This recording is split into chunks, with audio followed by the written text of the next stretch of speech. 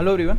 अब हम दूसरे डेटा एनालिटिक्स ऑपरेटर की बात करते हैं, तीसरे डेटा एनालिटिक्स ऑपरेटर की बात करते हैं। जैसा कि हमने सेलेक्ट और डिकोड दोनों देख लिया, तो तीसरा ऑपरेटर जो है उसको हम कहते हैं लुकअप या ज्वाइन। अगर आप एक्सेल यूज़ करते हैं तो इसे लुकअप करके इस्तेमाल किया जाता है। अगर आपने सीक्वल कभी इसके पहले चलाया तो सीक्वल में ज्वाइन कमांड इसके लिए यूज़ होता है।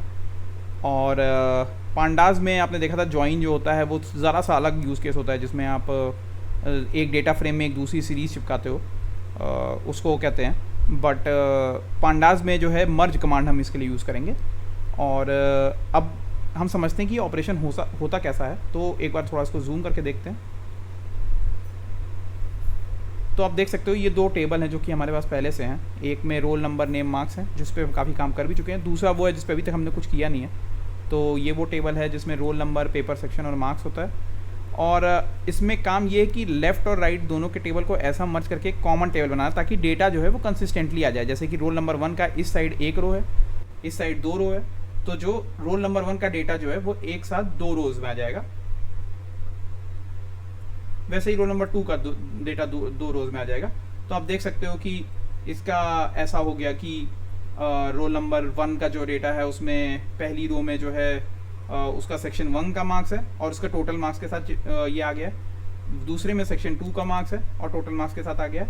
इस तरह करके ये कॉमन एक बड़ा टेबल बन जा रहा है। और जिस नंबर पे मर्ज होता है, जैसे यहाँ पे रोल नंबर के अकॉर्डिंग दोनों को मिलाया जा रहा है, तो उसको हम यहाँ पे की कहते हैं। और इसमें आप एक तरह से इस फाइनल डेटा को इस तरह से समझ सकते हो कि आपने एक स्टूडेंट का जो है सेक्शन बाय सेक्शन नंबर भी ले रखा है और दोनों मिला के टोटल मार्क्स कितना है वो भी ले रखे हैं। तो फॉर एग्जांपल इसको आप रियल वर्ल्ड में ऐसे रिलेट कर सकते हो कि जैसे इनका ऑब्जेक्टिव में 27 और सब्जेक्टिव में 30 आया हो रोल नंबर 1 का, तो इनके टोटल मार्क्स जो हैं वो 57 हो गए होंगे। तो इसमें आपने जैसा कि देखा कि आपने की के हिसाब से दोनों टेबल को मर्ज कर दिया। अगर एक में ज़्यादा रोज़ हैं तो दूसरे वाले का डेटा जो है वो उसके हिसाब से डुप्लीकेट करके चिपका दिया जाएगा। और अगर जो है अगर दोनों में बराबर रोज़ है तो ऑफकोर्स ऐसा यहाँ पे नहीं है, बट अगर की नंबर 2 के लिए फॉर एग्जांपल लेफ़्ट और राइट दोनों टेबल में एक ही रो होती तो फाइनल में भी एक ही रो आती है मर्ज होके। इसमें इंटरेस्टिंग चीज़ तब होती है जब की के करस्पॉन्डिंग किसी एक साइड डेटा नहीं होता है। तो इसमें जैसे आप देख सकते हो दो डेटा सेट को मर्ज किया जा रहा है, दो टेबल को मर्ज किया जा रहा है। तो जो लेफ़्ट साइड से आता है उसको लेफ़्ट टेबल कहते हैं, राइट साइड से आता है उसको राइट टेबल कहते हैं। और अगर जैसे मान लीजिए कि 2 के लिए लेफ़्ट साइड में जो कि अपना एक्यूमुलेटेड मार्क्स वाला है, उसमें अगर कोई भी डेटा ना होता, उनका टोटल मार्क्स हमारे पास नहीं होता, तो ये ज्वाइन करने पे क्या होता है, इससे बहुत इंटरेस्टिंग बिहेवियर पैदा होता है।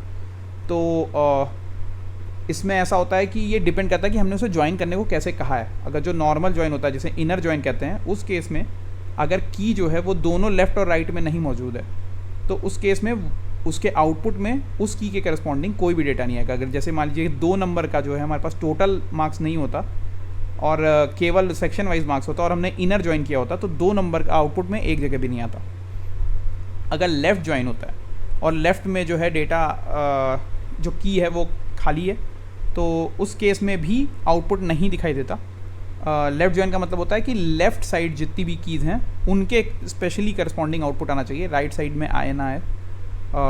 तीसरा राइट ज्वाइन होता है कि उसमें ये होता है कि राइट साइड वाले टेबल के करस्पॉन्डिंग में हर की के आउटपुट आना ही चाहिए। तो उस केस में क्या होता है कि 2 में भले ही जो है लेफ़्ट साइड डेटा नहीं है बट राइट साइड है। अगर ऐसा होता कि जैसे में हम हाइपोथेटिकल केस की बात कर रहे हैं जिसमें कि 2 नंबर का एग्रीगेट मार्क्स हमारे पास नहीं था और अगर हमने राइट ज्वाइन किया होता बट उनका सेक्शन वाइज मार्क्स होता, तो ये आउटपुट में रोज़ आती, क्योंकि राइट साइड जो ज्वाइन हो रहा है तो राइट टेबल में अगर डेटा है तो उसको ज़्यादा इंपॉर्टेंस दिया जा रहा है। और उस केस में यहाँ पे टोटल मार्क्स वाला सेक्शन जो होता है वो ब्लैंक आ जाता है या नन आ जाता। बट अभी हम यहाँ पे इनर ज्वाइन की बात कर रहे हैं और बेसिकली यहाँ पे आउटपुट में डेटा केवल तभी आएगा जब लेफ्ट साइड और राइट साइड दोनों में डेटा हो और उसके करस्पॉन्डिंग अगर लेफ्ट साइड जो है एक से ज़्यादा रोज होंगी या राइट साइड जो एक से ज़्यादा रोज होंगी, तो दूसरे साइड का डेटा जो है वो डुप्लीकेट कर दिया जाएगा। तो अभी इससे inner join, left join, right join हम तीनों देख रहे हैं। और ये मैंने वैसे बहुत हाइपोथेटिकल एग्जांपल्स बताया। अभी फिलहाल हम एक्सरसाइजेस इनर ज्वाइन पे करेंगे, बट इवेंचुअली हम लेफ्ट ज्वाइन और राइट ज्वाइन भी आगे चल के देखेंगे। हेलो एवरीवन, अब हम ज्वाइन पे कुछ प्रैक्टिकल एक्सरसाइजेस करके देखेंगे। तो सबसे पहले आपने देखा होगा कि मैंने पहले जहाँ पे ख़त्म किया था जो पाइथन का ट्यूटोरियल, उसके बाद मैंने कुछ चीज़ें और की हैं। तो सबसे पहले मैंने क्या किया है कि जैसा कि मैंने पहले बताया था कि स्पेस कॉलम नेम में होने की वजह से कुछ फ़ाइलों में जो है सीक्वल चलाने में जो है काफ़ी मुश्किल आती। तो इसलिए मैंने यहाँ पे एक उसी फाइल की कॉपी बना ली है स्टूडेंट्स सीक्वल करके, जहाँ पे जिन भी कॉलम या एट्रीब्यूट के नाम में जो है स्पेस था वहाँ पे मैंने उसको अंडरस्कोर की से रिप्लेस कर दिया है, ताकि हम बाद में इस पर सीक्वल चला सकें। अब ये जब रिप्लेस हो गया तो मैंने एक cont2 करके एक दूसरा कनेक्शन बनाया, जिसमें मैंने ये दूसरी वाली सीक्वल का डेटा जो है उसे लोड कर लिया है और हम अब उस पर क्वेरी कर सकते हैं। और इसके अलावा जो है पहले भी हमने एक डेटा फ्रेम में हमने केवल टीचर्स और स्टूडेंट्स का डेटा किया था, तो उसमें मैंने सेक्शन वाइज वाला डेटा जो है वो भी लोड कर लिया है, ताकि मैं पांडास की एनालिसिस भी पूरी कर सकूं। और ये मोर और लेस जो हमने पहले चीज़ें देखी हैं बस मैंने वही की हैं, तो मैंने बस यहाँ पे कोड लिख दिया है, आप देख के समझ सकते हैं कि क्या हो रहा है। ठीक है, तो अब हम ज्वाइन करके देखते हैं। तो सबसे पहले हम पांडास में ज्वाइन ऑपरेशन देखेंगे। तो हमारे पास दोनों टेबल अवेलेबल हैं, एक का नाम सेक्शन वाइज DF है, जिसको section wise data frame object में आपने सेव कर रखा है। एक हमने पहले ही स्टूडेंट्स DF करके स्टूडेंट्स डेटा फ्रेम सेव कर रखा है। तो अब हम मान के चलते हैं कि हम जो फाइनल जॉइंट टेबल बनाएंगे उसका नाम जॉइंट DF होगा, और इसमें हम जो है स्टूडेंट्स DF पे मर्ज करेंगे सेक्शन वाइज DF को, और सबसे पहले हम ये बताएंगे कि किस की पे करना है हमें। तो जैसे कि आप देख सकते हैं रोल नंबर दोनों में कॉमन है, उसी पे हमने मर्ज किया था, तो हमने पहले बताया कि की क्या है। फिर अगली चीज़ हम बताएंगे कि इसमें मर्ज करने के बाद वो कैसे होना चाहिए, तो उसको हम हाउ लिखेंगे, और उसमें हम कहेंगे कि भाई इनर ज्वाइन करना है हमें। फिर तीसरी चीज़ जो कि ये है कि देखिए अब दोनों में ही मार्क्स कॉलम है, एक में मार्क्स जो है वो टोटल मार्क्स है और एक में जो है वो सेक्शन वाइज मार्क्स है।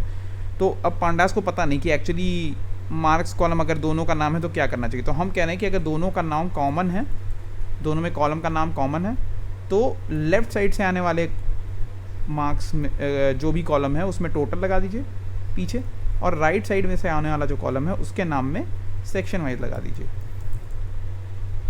अब ये हमने किया और फिर हम इसको प्रिंट कर देते हैं।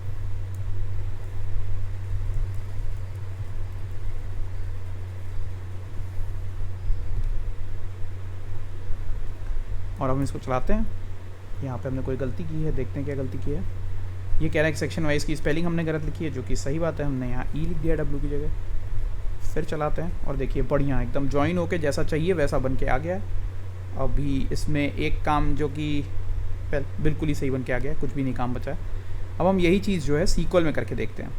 तो सीक्वल में करने के लिए हम इसे दूसरी तरह से करेंगे। वहाँ पे हम जैसा कि आप देखते हैं उसका भी आउटपुट आता रहता है, तो हम उसको लिखेंगे जॉइंड सीक्वल कर देते हैं उसको। ये भी हमें एक डेटा फ्रेम का ही आउटपुट देगा, क्योंकि हम आखिर में गेट DF लिख देते हैं, उसमें लिख देते हैं जो अपना कनेक्टर होता है।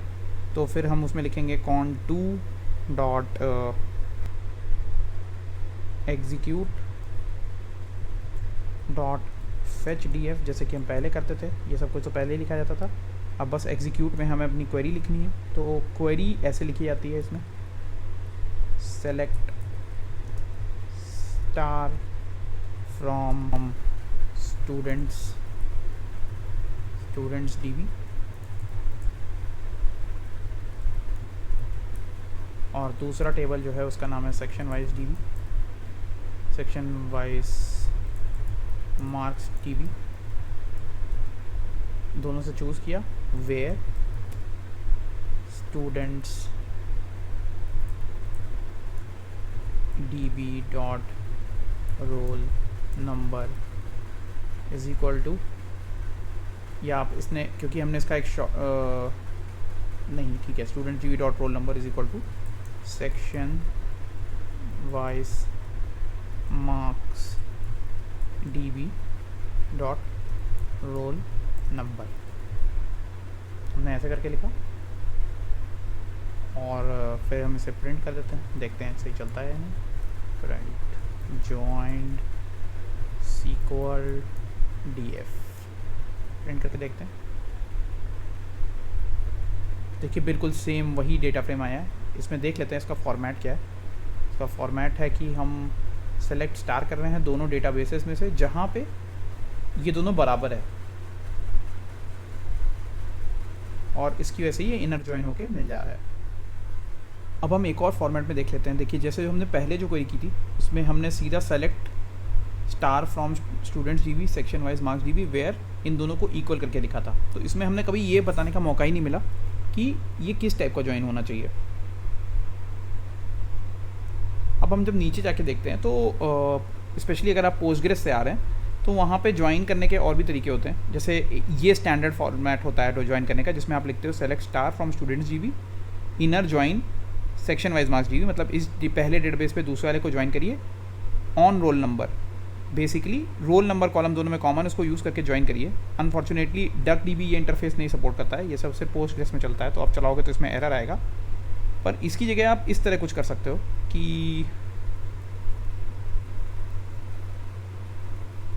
आप इसमें भी इस तरह लिखो select star from students DB फिर inner join section wise marks dB.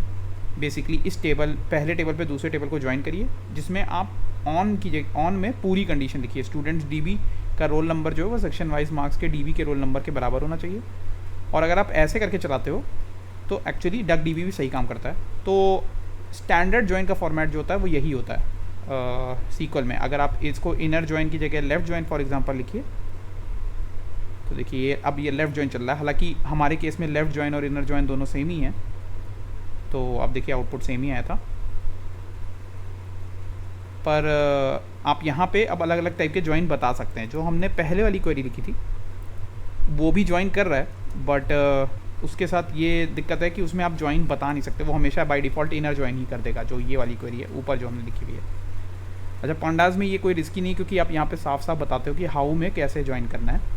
तो ये बेसिकली ज्वाइन करने का फॉर्मेट है इन दोनों को यूज़ करके।